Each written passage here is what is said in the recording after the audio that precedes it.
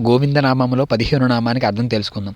దుష్ట సంహార గోవింద అన్నారు. దుష్ట సంహార అంటే దుష్టులను సంహరించిన వాడు. ఎవరెవరిని సంహరించాడు? హిరణ్యాక్షుడు, హిరణ్యకశిపుడు, నరకుడు, కంసుడు ఇలాంటి ఎందరో రాక్షసుల నుంచి మనల్ని రక్షించాడు. వాళ్ళందరినీ సంహరించి మనల్ని రక్షించాడు. అందుకే దుష్ట సంహార గోవింద. ఆయన భగవద్గీతలో ఏమన్నారు?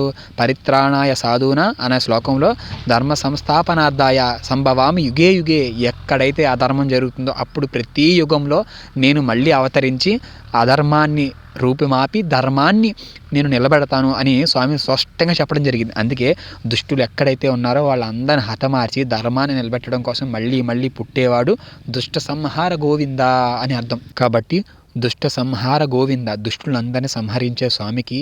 కాబట్టి మనం ఎవరైతే ఆయనకి శరణాగతి చేస్తామో వాళ్ళని అందరినీ ఆయన గుండెల్లో పెట్టుకుని చూసుకుంటాడు. కాబట్టి నారాయణుడికి శరణాగతి చేసి నారాయణుడికి నచ్చని పనులు ఏవైతే ఉన్నాయో అవన్నీ మనం మానేయాలన్నమాట.